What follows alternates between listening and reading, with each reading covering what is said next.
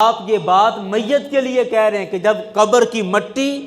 اس کی قبر پر ڈال رہے ہیں تو آپ میت کو کہہ رہے ہیں منہا خلقناکم، اللہ فرماتا ہے کہ اسی مٹی سے ہم نے تمہیں پیدا کیا، وفیہا نعیدکم، اور اسی مٹی میں تمہیں لوٹا رہے ہیں۔ تو اب قرآن کی آیت ہمیں یہ بتا رہی ہے کہ انسان جس جگہ پر لوٹایا جاتا ہے، یا یوں کہہ لو کہ جس جگہ پر اس کی قبر بنائی جاتی ہے، قبر کی اسی جگہ سے مٹی لے کر اس کا وجود بنایا جاتا ہے۔ آپ یوں کہہ لیجئے کہ جو بندہ جہاں دفن ہوا ہے، جو بندہ جہاں دفن ہوا ہے اسی مٹی سے اس کا وجود بنایا گیا تھا۔ ایک بندہ حبشی تھا، فوت ہو گیا، مدینہ کے باہر کہیں فوت ہو گیا، مدینہ شریف اس کو لایا گیا، اور جب اس کو لایا گیا تو رسول اکرم صلی اللہ علیہ وسلم نے اس کا جنازہ پڑھایا۔ جنازہ پڑھا کے میرے کریم آقا نے خود آپ اس کو اس کی قبر میں اتارا۔ اب صحابہ کرام اس میں حیرت میں تھے کہ یار نہ یہ یہاں کا رہنے والا، نہ یہاں اس کے کوئی رشتہ دار، نہ یہ یہاں کوئی اس کی کوئی تعلق، کوئی رابطے، ہمیں کوئی اتنا زیادہ اس کا پتہ بھی نہیں یہ ہے کون، اجنبی سا آدمی تھا، لیکن قسمت تو دیکھو کہ کملی والے نے اس کا جنازہ بھی خود پڑھایا، اس کو قبر میں بھی خود اتار رہے ہیں، اور پھر دیکھو پتہ نہیں کہاں سے آیا ہے، کہاں مرا ہے، اور جگہ اس کو مدینے کے قبرستان میں مل رہی ہے۔ یہ باتیں صحابہ کرام کر رہے ہیں کہ رسول اکرم صلی اللہ علیہ وسلم نے ارشاد فرمایا کہ تم اس کے تدفین پر اور اس کی قبر پر حیرت کر رہے ہو کہ یہ پتہ نہیں کہاں کا تھا، کہاں کا رہنے والا تھا، کہاں مرا اور کہاں اس کو جگہ مل رہی ہے۔ تو کریم آقا نے اس وقت فرمایا کہ اللہ جس بندے کو جس جگہ کی مٹی سے بناتا ہے اس بندے کو وہیں پر دفن ہونے کا موقع ملتا ہے، یعنی وہ بندہ اسی جگہ پر دفن ہوتا ہے۔ تو اب یہ ساری بات سے کیا پتہ چلا کہ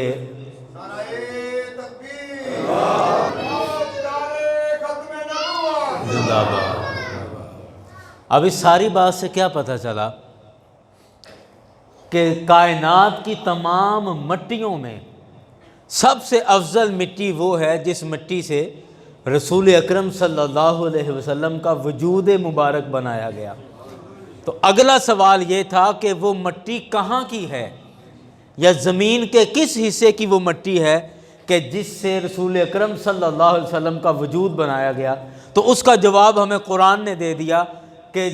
جو بندہ جس جگہ پر دفن ہوا ہو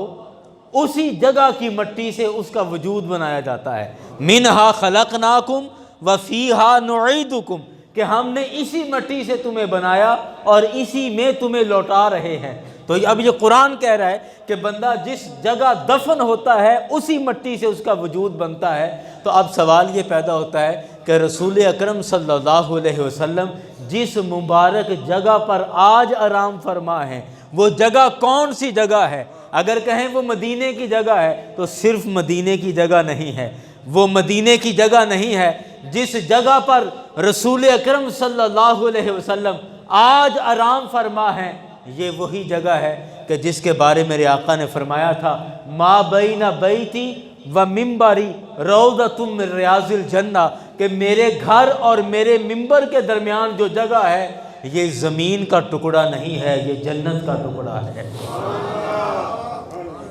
روضۃ من ریاض الجنہ، یہ جنت کے ٹکڑوں میں سے ایک ٹکڑا ہے۔ اور ملا علی قاری رحمۃ اللہ علیہ نے اور بڑے بڑے علماء اور محدثین نے اس پر یہ تبصرہ کیا ہے کہ جو مدینہ شریف کی وہ جگہ جہاں آج روضہ رسول موجود ہے، یہ والا حجرہ، چونکہ یہ سیدہ عائشہ صدیقہ رضی اللہ عنہا کا کمرہ تھا جہاں پر آج سرکار آرام فرما ہے، یہ حجرہ عائشہ ہے رضی اللہ عنہا۔ تو یہ اس جگہ سے لے کر میرے کریم آقا کا جہاں ممبر ہوا کرتا تھا یہ وہ زمین کا ٹکڑا ہے جس کو ریاض الجنہ کہا جاتا ہے، اور آج بھی اس کو ریاض الجنہ کہا جاتا ہے۔ اور مسجد نبوی میں آج بھی یہ جگہ بڑی اہمیت کی حامل ہے، اور اس میں اس کو پردہ لگا کے اور اس کو سیپریٹ کیا ہے، اور اس میں ہر کسی کو جانے کی اجازت نہیں ملتی۔ خیر، میں بات کر رہا تھا کہ یہ ریاض الجنہ، علماء نے اس کے بارے لکھا کہ اس ٹکڑے کو جنت کا ٹکڑا تعظیماً نہیں کہا یا احتراماً نہیں کہا، یہ حقیقتاً جنت کا ٹکڑا ہے۔ اور جب کل من علیہا فان، ہر چیز فنا ہو جائے گی، یعنی جب قیامت کا موقع بنے گا اور اللہ تعالیٰ زمین کو فنا کر دے گا، تو ملا علی قاری رحمۃ اللہ علیہ نے کہا کہ جنت کا یہ ٹکڑا جسے آج ہم ریاض الجنہ کہتے ہیں، یہ ٹکڑا دوسری زمین کے ساتھ فنا نہیں ہوگا، بلکہ اللہ تعالیٰ اس زمین کے ٹکڑے کو، ریاض الجنہ کو، اسی طرح آسمانوں پر اٹھا لے گا اور اس کو جنت میں جا کے فکس کر دیا جائے گا۔ خیر اور بھی لمبی تفصیل ہے، لیکن بات کیا ہے کہ آج جس جگہ پر رسول اکرم صلی اللہ علیہ وسلم تشریف فرما ہے، وہ کون سی جگہ ہے؟ ریاض الجنہ۔ کون سی جگہ ہے؟ ریاض الجنہ۔ اب میں نے جیسے پہلے عرض کیا کہ وَمِنْهَا خَلَقْنَاكُمْ وَفِيهَا نُعِيدُكُمْ، کہ ہم نے اسی مٹی سے تمہیں پیدا کیا اور اسی مٹی میں تمہیں لوٹائیں گے۔ اب اس آیت سے صاف پتہ چلا کہ جو بندہ جس جگہ پر دفن ہوتا ہے اس کا وجود اور جسم بھی اسی مٹی سے بنایا جاتا ہے۔ تو میں کہتا ہوں کائنات کی سب سے افضل مٹی وہ مٹی ہے جس سے میرے کریم آقا کے وجود مبارک کو بنایا گیا ہے، اور میرے کریم آقا کا وجود مبارک کس مٹی سے بنایا گیا؟ میرے محبوب کا وجود زمین کی کسی مٹی سے نہیں بنایا گیا، بلکہ میرے کریم آقا کا جب پیکر بشری رب کائنات نے تیار کیا تو اس وجود کے لیے مٹی کا انتخاب بھی جنت کی مٹی کا کیا ہے، جنت سے مٹی کا انتخاب کیا، اور اس سے میرے کریم آقا صلی اللہ علیہ وسلم کا پیکر بشری بنایا گیا۔ اور یہی وجہ کہ آج سرکار اسی مٹی کے اندر جلوہ فرما ہے، وہیں پر آپ کا آخری مقام ہے۔ اچھا یار انگمی ساری بات کرنے کے بعد آپ تھوڑا سا غور کریں کہ آج جو گنبد خضرا ہمیں نظر آتا ہے، اس گنبد کے نیچے صرف میرے کریم آقا کی قبر مبارک نہیں ہے۔ یہ ساری تفصیل تو آپ نے سن لی کہ جو بندہ جس مٹی سے بنایا جاتا ہے اسی مٹی میں اس کو دفن کیا جاتا ہے، اور یہ ساری تفصیل آپ نے سن لی۔ لیکن اگلی بات یہ ہے کہ آج بھی سبز گنبد کے نیچے روضہ رسول کے اندر آج بھی صرف رسول اکرم صلی اللہ علیہ وسلم کی قبر مبارک تو نہیں ہے، آج بھی اس جگہ پر روضہ رسول میں آج بھی تین قبریں ہیں۔ ایک قبر میرے کریم آقا کی ہے اور دوسری دو قبریں جناب ابو بکر اور جناب عمر رضی اللہ عنہما کی ہیں۔ اب ساری بات کھل گئی، بات واضح ہو گئی۔ کیا پتہ چلا کہ اللہ تبارک و تعالی نے زمین کے جس حصے سے مٹی لے کر رسول اکرم صلی اللہ علیہ وسلم کا پیکر بشری تیار کیا، میرے کریم آقا کا جسم مبارک تیار کیا، زمین کی اسی مٹی سے اللہ تعالیٰ نے ابو بکر اور عمر کے جسم کو بھی تیار کیا ہے۔ یا یوں کہہ لیجئے کہ ریاض الجنہ جنت کے جس حصے سے مٹی لے کر مصطفیٰ کا خمیر بنا ہے، اسی حصے سے مٹی لے کر ابو بکر کا بھی خمیر بنا ہے، عمر کا بھی خمیر بنا ہے۔ اللہ اکبر۔ اب یہاں پر یہ بھی سمجھ لیا جاتا ہے کہ جناب ابو بکر تو امیر المومنین تھے نا، اس لیے ان کو وہاں اتھارٹی ان کے پاس تھی، اختیارات ان کے پاس تھے، اور اس لیے ان کو روضہ رسول کے ساتھ سرکار کی قبر انور کے ساتھ ان کو جگہ مل گئی، اور یہ تو ایک سیاسی پاور کی وجہ سے ملی ہے، یہ کوئی ان کا اعزاز نہیں ہے۔ ذہن میں آ سکتی ہے نا بات۔ حضرت عمر رضی اللہ عنہ، آپ نے بھی اپنی سیاسی قوت استعمال کر کے، سیاسی اتھارٹی استعمال کر کے وہاں جگہ لے لی۔ اب اس میں کوئی ذاتی فضیلت تو نہیں۔ یاران گرامی، بات یہ ہے کہ خلیفہ صرف یہ دو تو نہیں ہوئے، جناب عثمان غنی بھی تو خلیفہ تھے، اور جناب حضرت علی المرتضیٰ بھی تو خلیفہ تھے، اور پھر ان کے بعد بھی تو کتنے بادشاہ آئے، کتنے لوگ آئے، کتنے خلیفے آئے، کتنے صاحبان حکومت اور صاحبان سلطنت آئے۔ اور پھر جناب ابو بکر رضی اللہ عنہ، آپ نے کوئی اپنی سیاسی طاقت کا استعمال نہیں کیا۔ اب آپ دیکھیں کہ جب آپ کا نزاع کا وقت تھا، آخری وقت تھا، تو اب آپ ترتیب دیکھیے، حضرت ابو بکر رضی اللہ عنہ نے مولا علی کو بلایا، کہا علی کو بلاؤ، جناب علی المرتضیٰ رضی اللہ عنہ آپ آئے تو جناب ابو بکر فرمانے لگے کہ اے علی، جب میں دنیا سے چلا جاؤں مجھے غسل دے کر، کفن دے کر میری چارپائی روضہ رسول کے سامنے لے جانا۔ اب یہ سیاسی اتھارٹی، آپ اگر کہیں کہ یہ سیاسی طاقت استعمال ہوئی تھی، تو ابو بکر خود کہہ رہے ہیں کہ میری چارپائی کو روضہ رسول کے سامنے لے جانا،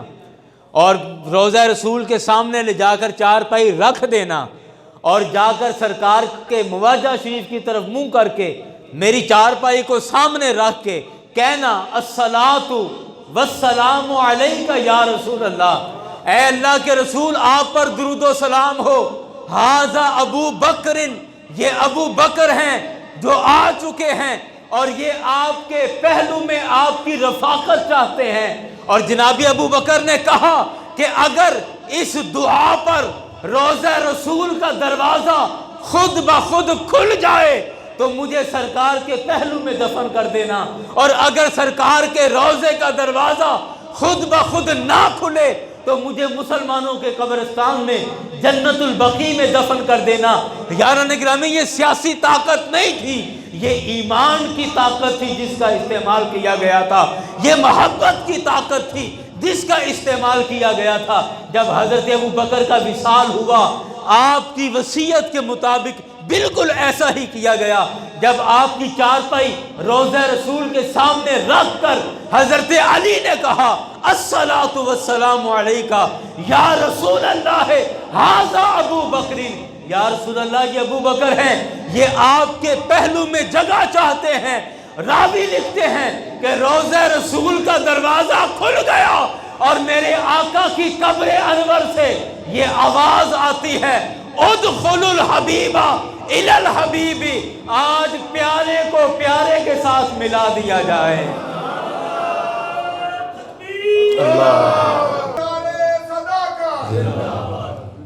تو یہ کوئی سیاسی پاور استعمال نہیں ہوئی۔ اللہ اکبر، اللہ اکبر۔ اللہ تعالیٰ نے روز ازل سے قدرت کے یہ فیصلے تھے کہ ابو بکر و عمر کا خمیر ہی اس مٹی سے بنایا کہ جس مٹی سے مصطفیٰ کا خمیر بنایا گیا ہے۔ تو یہ تو اب قدرت کو آپ کیسے چیلنج کرو گے؟ آج اگر کوئی جناب سیدنا صدیق اکبر رضی اللہ عنہ کی ذات پر بھونکے، آپ کی ذات پر آج کوئی تبصرے کرے، آپ کے لیے کوئی ہلکے لفظ استعمال کرے، تو میں کہتا ہوں کہ وہ اللہ کی قدرت کو چیلنج کر رہا ہے۔ اپنے ایمان کی فکر کرے، ایمان کی فکر کرے کہ وہ سرکار کے کسی صحابی پر تبصرہ نہیں کر رہا، وہ اللہ کی قدرت پر تبصرہ کر رہا ہے۔ اللہ کی قدرت میں اپنی رائے وہ مسلط کر رہا ہے، اللہ کی قدرت پر اپنی رائے مسلط کر رہا ہے۔ کیوں؟ کیونکہ اللہ تبارک و تعالیٰ نے ان کو بنایا ہی اس مٹی سے ہے جس مٹی سے مصطفیٰ کو بنایا ہے۔ اور یہ رفاقتیں، یہ قربتیں، اور یہ نزدیکیاں، اور یہ الفت، یہ محبت، یہ ان کی مٹی میں شامل تھی، ان کے وجود میں شامل تھی۔ اللہ اکبر، اللہ اکبر۔ یاران گرامی، میں بات کو مکمل کر رہا ہوں انہی لفظوں کے ساتھ کہ جناب سیدنا صدیق اکبر رضی اللہ عنہ، آپ کی ذات مبارکہ وہ ذات ہیں کہ جس طرح ہم نے عام طور پر ہم کہتے ہیں کہ بعد از خدا بزرگ توئی قصہ مختصر، یہ بات کن کے لیے کہی جاتی ہے؟ نبی علیہ السلام کے لیے، کہ اے اللہ کے نبی،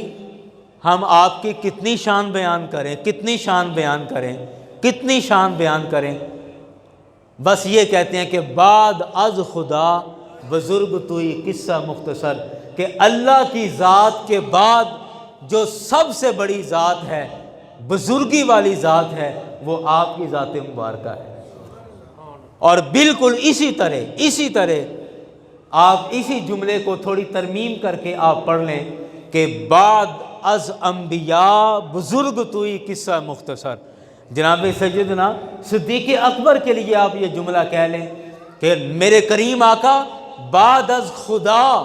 بزرگ توئی قصہ مختصر، اور جناب ابو بکر کے لیے بعد از انبیاء بزرگ توئی قصہ مختصر، کہ جناب ابو بکر کی عظمت اور شان کہاں تک بیان ہو، بس یہ کہہ لو کہ نبیوں کے بعد ساری انسانیت میں جو سب سے بڑھ کر فضیلت والی ہستی ہے وہ جناب ابو بکر کی ہستی ہے، تمام انبیاء کے بعد۔ انشاءاللہ اگلے جمعے میں اسی مضمون کو آگے میں مزید لے کر چلوں گا، اور میرا دل کرتا ہے یہ تیسرا جمعہ ہے آپ کی شان کے حوالے سے، اور انشاءاللہ اگلے جمعے ایک اور نئے زاویے سے بات ہوگی، انشاءاللہ آپ کو اس میں بھی لطف آئے گا۔ لیکن یاران گرامی، یہ میں اتنی تسلی سے اس موضوع پر بات اس وجہ سے کر رہا ہوں کہ آج ہمارے ایمان کو کمزور کیا جا رہا ہے، بالخصوص صحابہ اکرام کے حوالے سے جو اہل سنت کا متفقہ عقیدہ اور اجماع ہے، صحابہ اکرام کے حوالے سے ان عقائد کو آج کمزور کیا جا رہا ہے، توڑا جا رہا ہے، اور کہا جا رہا ہے صحابہ اکرام کے آپس کے اختلافات بعض دفعہ بیان کر کے، مشاجرات صحابہ کو بیان کر کے، اور کہا جاتا ہے فلاں صحابی کی فلاں کے ساتھ لڑائی تھی، فلاں کی فلاں کے ساتھ نہیں بنتی تھی، فلاں نے فلاں کے ساتھ زیادتی کر دی، فلاں نے فلاں پر ظلم کر دیا۔ یہ سٹوریاں آج ہمیں سنائی جا رہی ہیں۔ میں کہتا ہوں کہ آج سے کوئی 20 سال پہلے ہمارے گاؤں میں کوئی واقعہ ہوا، اور 20 سال بعد میں آپ سے پوچھوں کہ کوئی بندہ بتائے کہ وہ واقعہ کیسا ہوا تھا، کیسے ہوا تھا، کیا ہوا تھا اس موقع پر، تو جس نے آنکھوں سے دیکھا ہو 20 سال بعد آ کر وہ اس واقعے کو صحیح لفظوں کے ساتھ ایز اٹ از بیان نہیں کر سکتا، اس میں کچھ نہ کچھ وہ اس کا آگے پیچھے ہو جائے گا۔ تو آپ 1450 1450 سال پہلے کے اختلافات لا کر آج بیان کر رہے ہیں، اور آج آپ ثابت کر رہے ہیں کہ فلانے نے فلانے کے ساتھ ظلم کر دیا، فلانے نے فلانے کے ساتھ زیادتی کر دی۔ میں کہتا ہوں ہم یہ صرف ایمان کمزور کرنے کے لیے شیطانی وسوسے ہیں، اس سے زیادہ کچھ نہیں ہے۔ ہمیں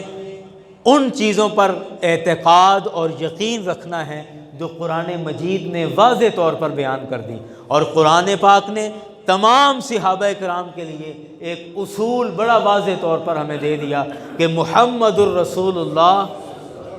صلی اللہ علیہ وسلم والذین معہ اشداء علی الکفار رحماء بینہم۔ یہ قرآن نے ہمیں ایک واضح کھلے لفظوں میں ایک اصول بیان کر دیا کہ محمد اللہ کے رسول ہیں، اور جو محمد مصطفیٰ کے ساتھی ہیں ان کے متعلق کہا کہ اشداء علی الکفار رحماء بینہم، کہ وہ کافروں پر بڑے سخت ہیں لیکن رحماء بینہم آپس میں بڑی محبت کرنے والے ہیں، رحماء بینہم آپس میں بڑی رحم دلی کرتے ہیں، آپس میں بڑی محبت کرتے ہیں۔ تو جب قرآن ایک بات کو بیان کر رہا ہے تو پھر ہمیں قرآن سے ہٹ کر اور کسی طرف توجہ دینے کی ضرورت نہیں ہے۔ تو ہمارے سامنے یہ اصول واضح ہے کہ صحابہ کرام آپس میں بڑی محبت والے ہیں، بڑی محبت والے ہیں، اور جب قرآن نے کہہ دیا تو پھر اب ہمارے تسلی کے لیے اتنا ہی کافی ہے، ہمیں اور مزید کسی طرف جانے کی ضرورت نہیں۔ انشاءاللہ اس مضمون کو جاری رکھیں گے اگلے جمعے میں بھی، اللہ کریم